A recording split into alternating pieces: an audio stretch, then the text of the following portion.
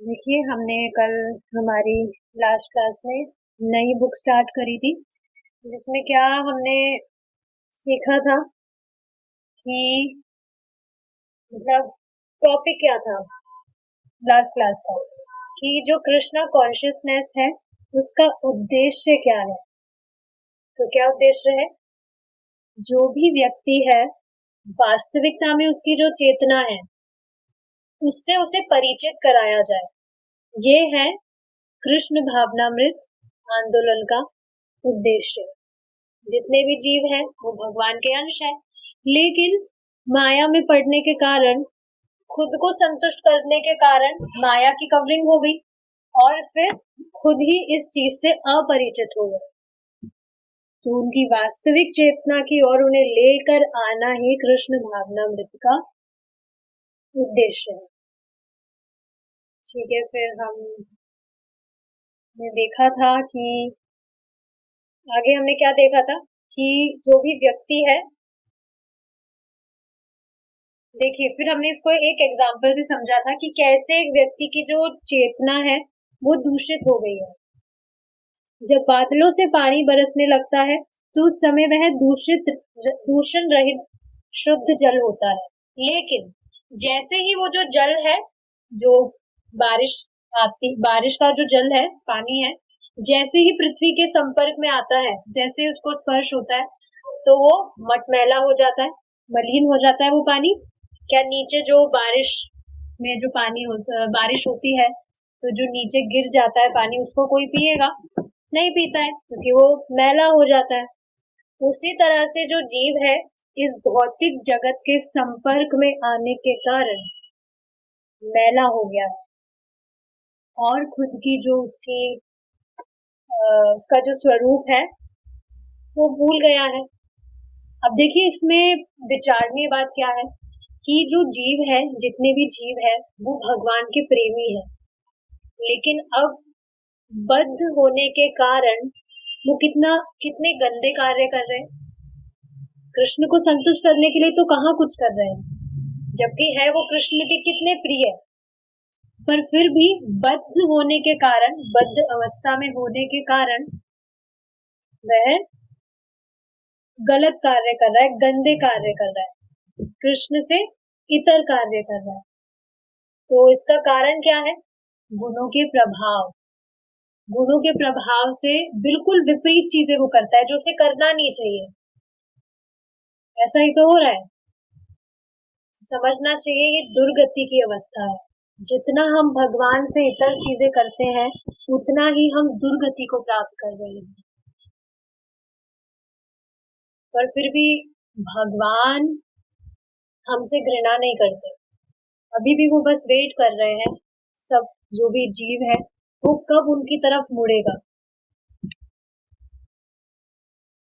वास्तविकता में जो हमारा स्वरूप है वो ऐसा ही तो है, हम भगवान की तरह ही है, निर्मल, शुद्ध। लेकिन इस भौतिक जगत के स्पर्श के कारण, संपर्क के कारण, जैसे जो जल है वो मटमैला हो जाता है, हमारी भी वो ही अवस्था प्राप्त हो गई है हमें भी। इस प्रकार हम सब भी दिव्य आत्मा है, भगवान श्री कृष्ण के अंश है, इसलिए हमारी वास्तविक वैधानिक स्थिति भी उतनी ही पवित्र है जितनी कि स्वयं श्री भगवान की है। स्पष्ट है कि हम भी भगवान की तरह दिव्य है, लेकिन यहाँ गिर जाने के कारण हमारी जो चेतना है वो दूषित हो गई है। आप खुद सोचिए ना कि कितना फंसा हुआ है व्यक्ति, खुद की पहचान इस शरीर से कर रहा है। लिटरली आप देखेंगे कि अभी ही प्रैक्टिकल एग्जांपल है कल का, किसी व्यक्ति को किसी ने कुछ कह दिया होगा तो इतना ज्यादा उनको हैम्पर कर गया वो कि मेरी इतनी बड़ी इंसल्ट हुई है। मतलब कोई वो व्यक्ति थे, उनकी जो पत्नी थी वो खुद ही उनको भड़का रही थी, आप उधर गए थे और आपकी देखो क्या इज्जत रह गई है, उन लोगों ने क्या क्या बोल दिया आपको, ये वो। तो इस मल मूत्र के डब्बा, ये मल मूत्र का डब्बा ही तो है, इसके मान अपमान के लिए व्यक्ति परेशान हो रहा है, तो ये क्या मूर्खता नहीं है? देखिए, आपको एक एग्जाम्पल से समझाती हूँ, बहुत सुंदर एग्जाम्पल है। एक बार एक व्यक्ति ने पूछा था अपने गुरु महाराज से कि भगवान हमसे कब प्रसन्न होंगे। तो उस व्यक्ति को समझाने के लिए उन्होंने कहा कि तुम कब्रिस्तान में जाओ, वहां पर जो शव है पड़ा है उसको तुम बहुत गालियां देकर आओ, बहुत गाली देकर आओ, जो मन में आए गाली देकर आओ। तो फिर वैसा वो कर कर आता है। फिर पूछते हैं महाराज की क्या हुआ, तुम कर कर आए? उन्होंने कहा हाँ, लेकिन उन्होंने कुछ भी बोला नहीं। तो फिर वापस से उन्होंने कहा अब तुम अगली बार जब जाओ तो उसकी तुम बहुत तारीफ कर कर आना, बहुत ज्यादा तारीफ, इतनी तारीफ कि कोई कल्पना भी ना कर सके। तो ठीक है, उन्होंने ये इंस्ट्रक्शन फॉलो किया, लेकिन फिर वापस से उन्होंने कहा कि उन्होंने तो कुछ भी रिएक्ट नहीं किया, वो तो जैसे थे वैसे ही है। तो अब इस एग्जाम्पल से समझाना क्या चाह रहे हैं कि यही स्थिति जब तुम्हारी होगी, तुम्हारा कोई मान अपमान कर रहा है या तुम्हारी बहुत ज्यादा कोई तारीफ कर रहा है, तुम न्यूट्रल रहो, सम रहो। ना तुम्हारा कोई अपमान कर रहा है उसमें तुम परेशान हो जाओ, शोक करने लगो, या तुम्हारी कोई तारीफ कर रहा है तो तुम बहुत फूल जाओ, अरे मेरी इतनी तारीफ हो रही है। असल में तारीफ हो किसकी रही है? इस शरीर की। आप खुद सोचिए, कितना ही सुंदर शरीर हो लेकिन उसमें से गंध तो आती है, तभी तो आप देखेंगे व्यक्ति कितना परफ्यूम सेंट लगाता है। ये तो क्या जरूरत है अगर वो शरीर सच में सुंदर है तो। पर नहीं, वो एक मलमूत्र का डब्बा है। आप देखेंगे गीता में भी भगवान ने श्लोक में बताया है कि जो भी व्यक्ति सम है, भगवान खुद बताते हैं कि ना दुख आने पे वो विचलित होता है और ना ही कुछ भी अच्छा होता है उसके साथ कुछ खुशी वाली चीज होती है तो वो ज्यादा एक्साइटेड होता है, सम रहता है, न्यूट्रल रहता है। तो ये जो चीज है ये आती है, और आप देखेंगे अभी भी जब भक्ति कर रहे हैं तो काफी कुछ जो भौतिकतावादी लोग हैं काफी कुछ कहते हैं कि अरे तुम तो भक्ति कर रहे हो, तुम तो टाइम खराब कर रहे हो, या तुम तो अपनी लाइफ खराब कर रहे हो, कुछ भी उटपटांग कुछ भी बोलते रहते हैं। लेकिन कहाँ फर्क पड़ता है, क्यों? Because people think we are mad but we know they are mad. हमको पता है, उनको तो लग रहा है कि हम पागल है, पर हमको तो पता है वो पागल है, क्योंकि पागलपन वाले काम कर रहे हैं। तो सोचना चाहिए अभी भी इस जगत में अगर हमारी महान बनने की लालसा है तो ये पागलपन है या नहीं है? क्या कर लेगा कोई व्यक्ति इस जगत में महान बन के? आप देखिए ना, जितने भी जो ग्रेट लीडर्स रहे हैं जिन्होंने बहुत महानता वाला काम किया है, सो कॉल्ड महात्मा वाला काम, उनकी मूर्ति बना के ठीक है उनकी पूजा भी हो रही है, पर अब वो कहाँ गए किसको क्या पता। हो सकता है उस मूर्ति के आसपास ही वो किसी पशु के शरीर में घूम रहा हो और उस मूर्ति की उसकी पूजा हो रही हो। Who knows? किसी को भी तो नहीं पता है। हाँ, ये जरूर पता है, अगर किसी ने भक्ति नहीं की है तो 100% वो मुक्त नहीं हुआ है, यही आकर पड़ेगा वो। आप देखेंगे जैसे आप किसी के लिए कितना ही परोपकारी वाला काम कर ले, लेकिन भगवान को संतुष्ट करने के लिए कुछ नहीं कर रहे हैं तो उसका कुछ लाभ नहीं है। एक माता जी मुझे बता रही थी, उनकी माता जी है, भक्ति अब करना स्टार्ट करा है उन्होंने, वृद्ध है, तो बता रही थी कि बहुत शुरू से ही उनका तो बहुत अच्छा बिहेवियर रहा है, सबके लिए बहुत कुछ किया है, बट फिर भी उनको बहुत दुख मिल रहा है, उनके घर मतलब उनका जो बेटा है उनको बहुत परेशान करता है। तो इस चीज के बारे में मैंने उन्हें यही चीज समझाई कि इस जगत में आप किसी के लिए कितना ही कुछ कर ले, लेकिन यहाँ भौतिकतावादी लोगों की बात हो रही है। डिवोटीज की अगर हम हेल्प करते हैं, कृष्णा केंद्र में रहते हैं हमेशा। बात समझाई क्या जा रही है? अगर कृष्ण केंद्र में नहीं है और आप किसी के लिए कितना ही परोपकारी काम कर रहे हैं तो क्या ही रिजल्ट निकलेगा। और अगर ठीक है उनकी मम्मी का नेचर अच्छा है, अगर उन्होंने अपनी एनर्जी कृष्णा को संतुष्ट करने में लगाई होती तो कितनी अच्छी बात होती वो। समझना चाहिए इस चीज को।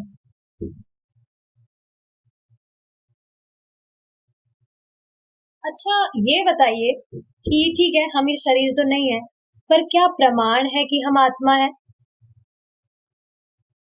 क्योंकि हम सचेत हैं, वी आर कॉन्शियस।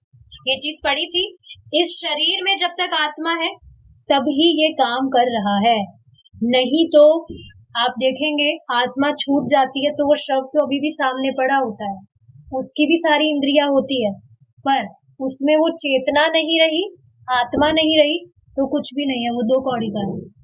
और सच में कुछ भी तो वैल्यू नहीं है शरीर की, इसमें आत्मा है इस वजह से काम करता है। ठीक है, तो आप खुद देखिए ना, क्या ये हाथ हमारे जो है क्या ये कॉन्शियस है? या हमारी जो नाक है ये कॉन्शियस है? हमारा कान नहीं। इसमें जो आत्मा है शरीर में, शरीर कॉन्शियस नहीं है, इसमें जो आत्मा है वो कॉन्शियस है, वो चेतनाशील है, सचेत है, जिसकी वजह से हम जो भी अभी काम कर रहे हैं वो कर पा रहे हैं।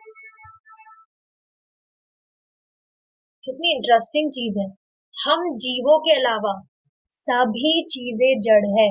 आप खुद देखिए, आपके पास में जो भी रखा है, जैसे फोन रखा है, जैसे देखिए मैं अनीता माता जी को देख पा रही हूँ और अनीता माता जी मुझे भी देख पा रही हूँ, क्यों? क्योंकि सचेत है हम। लेकिन अब आप देखिए, मैं इस माइक को देख रही हूँ, तो क्या ये मुझे देख पा रहा है? नहीं देख पा रहा, क्यों? क्योंकि ये जड़ है। तो हम जीवों के अलावा सभी चीजें जड़ है, सभी चीजें जड़ है। ठीक है, देखिए अब हम आगे बढ़ेंगे। श्रीमद् भागवत गीता में कहा गया है, मामेव अंशो जीव लोके, सब प्राणी भगवान श्री कृष्ण के अंश हैं। जिस प्रकार सोने का टुकड़ा सोना होता है, उसी प्रकार हम श्री भगवान के शरीर के छोटे छोटे हिस्से हैं, और इसलिए हम गुण में ईश्वर के समान है। देखिए अब ये जो लाइन बोली जा रही है, इसका मतलब ये नहीं है कि भगवान ने खुद के दिव्य शरीर में से छोटे छोटे टुकड़े काट के अंश निकाले हैं, ऐसा नहीं है। क्या कहा जा रहा है यहाँ? श्री भगवान के शरीर के छोटे छोटे हिस्से हैं, इसका मतलब ये नहीं है भगवान के शरीर में से भगवान ने छोटे छोटे हिस्से काट के अंश बना दिए हैं। मतलब इसका क्या है कि हम भगवान के अंश हैं, भगवान के हिस्से हैं। इसका अर्थ क्या है? जैसे जो माता है, उसका बच्चा क्या है? दोनों मतलब है तो माँ का बच्चा ही, वो अलग नहीं है। आप देखेंगे ये बोला भी जाता है, मेरा बेटा तो मेरा जिगर का टुकड़ा है। इसका मतलब क्या है कि वो जिगर का टुकड़ा है? क्या जिगर का टुकड़ा करके उसको बच्चे को निकाला है बाहर? नहीं। तो ये चीज समझाई जा रही है कि हम भगवान के अंश हैं, भगवान की संतान है, इसलिए गुणों में भी हम भगवान के समान हैं। मतलब आप देखेंगे भगवान का जो, भगवान में जो गुण है, क्या गुण है? जो भी कल्मश है वो नहीं है भगवान में। कल्मश क्या है?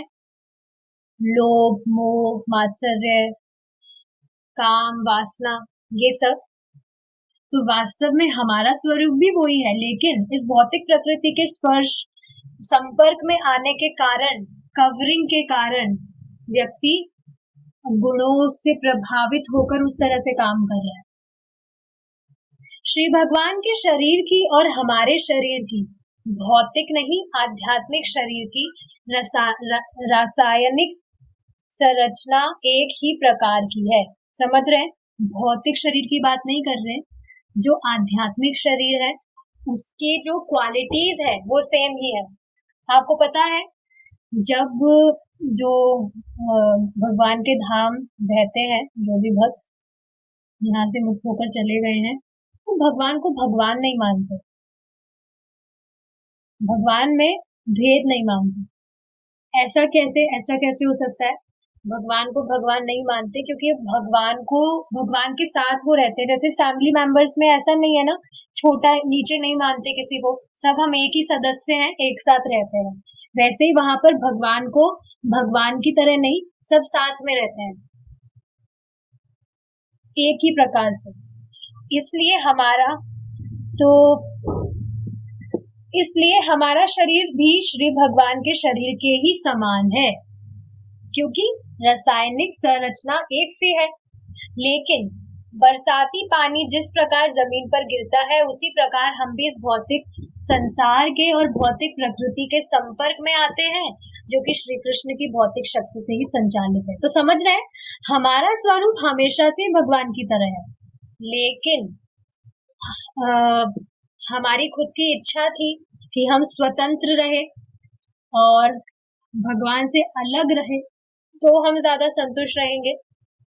इस वजह से इस भौतिक प्रकृति के संपर्क में आने के कारण हम मटमैले हो गए हैं। जिस प्रकार जो पानी है, जब वो जमीन पे गिरता है, बरसाती पानी, तो मटमैला हो जाता है।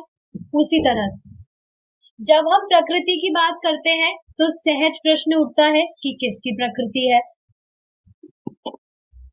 देखिए, ये चीज है, जो लोग हैं, लोगों के बीच में इसी बात पे झगड़ा चलता रहता है।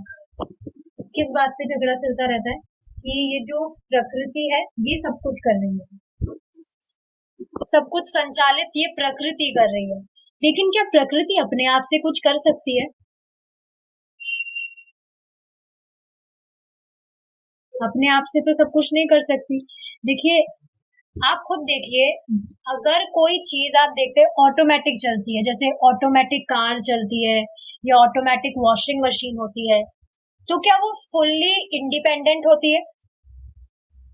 सबसे पहले तो क्वेश्चन आ जाएगा कि उसको डिजाइन किसने किया है। ऐसा तो है नहीं वो अपने आप प्रकट हो गई। अगर ऑटोमेटिक भी चल रही है, अपने आप से काम कर रही है, तो इसका अर्थ ये नहीं है कि वो अपने आप प्रकट हुई। उसी तरह से दिख रहा है कि ये जो प्रकृति है ऑटोमेटिक काम कर रही है, पर क्या ये फुल्ली इंडिपेंडेंट है, अपने आप प्रकट हुई है? नहीं, इसके पीछे कोई व्यक्ति है, और वो व्यक्ति कौन है? भगवान श्री कृष्ण। जब हम प्रकृति की बात करते हैं, तो सहज प्रश्न उठता है कि किसकी प्रकृति? ईश्वर की प्रकृति। जैसे देखिए, कितना सुंदर फोटो है यहाँ, ये भगवान का धाम है और ये जल है।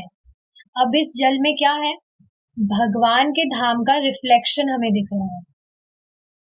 तो हमने ये चीज पढ़ी थी, that this material world is the reflection of what? Spiritual world. अब रिफ्लेक्शन का अर्थ क्या है? आप देख रहे हैं भगवान का जो धाम है, फोटो में आपको ठीक ठीक दिख रहा है, सीधा, लेकिन रिफ्लेक्शन में क्या दिख रहा है? उल्टा। तो जैसा भगवान का धाम है, उससे बिल्कुल ऑपोजिट कंडीशन है इस मटेरियल वर्ल्ड, बिल्कुल ऑपोजिट। और इसी वजह से हम धारणा भी नहीं लगा पाते हैं कि अनादिकाल का मतलब क्या होता है। इस वजह से हम इस चीज की धारणा भी नहीं कर पाते कि हमेशा से दुखों से मुक्त होने का मतलब क्या है। क्योंकि आप देखेंगे, हर क्षण तो कुछ ना कुछ प्रॉब्लम्स आती रहती है। इस वजह से हम इस चीज की धारणा भी नहीं कर पाते कि प्रॉब्लम फ्री जीवन होता कैसा है।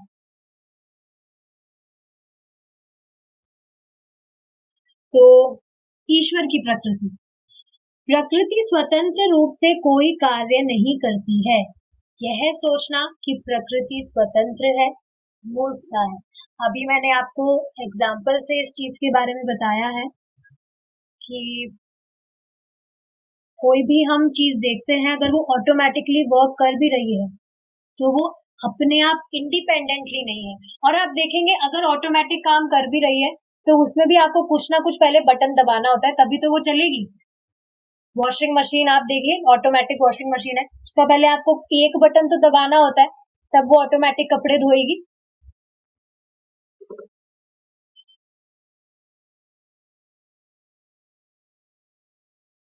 राइट? ठीक है, यहाँ पे हमने एक चीज पढ़ी थी, क्या पढ़ी थी, कि जो व्यक्ति है, जितने भी जीव हैं, वो भगवान के ही अंश हैं। अच्छा, अब ये बताइए कि ही का अर्थ क्या होता है? भगवान के ही का अर्थ क्या होता है? कि किसी और के अंश नहीं है। मुझे याद है एक बार प्रभु जी ने एग्जाम्पल दिया था मजाक में, कि जैसे अगर किसी माता जी से पूछा जाए, किसी माता जी से पूछा जाए, क्या आप इन्हीं की पत्नी है या इनकी भी पत्नी है, तो क्या होगा? झाड़ू से मारेगा व्यक्ति कि ये क्या बोल रहे हो तुम, क्या आप इन्हीं की पत्नी है? ये क्या बात हुई? तो ये ऐसे ही मजाक में प्रभु जी ने एग्जाम्पल दिया था। तो जब कहा जा रहा है शास्त्रों में भगवान का ही अंश है, तो किसी और का अंश नहीं है वो। ठीक है, तो समझ पा रहे हैं, जो प्रकृति है वो स्वतंत्र रूप से कोई कार्य नहीं करती है। यह सोचना कि प्रकृति स्वतंत्र है, यह मूर्खता है। देखिए, आपको ये चीज मजाक लग रही होगी कि अभी जो एग्जाम्पल दिया प्रभु जी के द्वारा, तो लेकिन आप देखिए, जो व्यक्ति है वो भगवान के अलावा कितने लोगों को स्वामी बनाता हुआ फिर रहा है, कितने लोगों को स्वामी बना रहा है, कितने कितने स्वामी बना रहा है वो, भगवान को छोड़ के।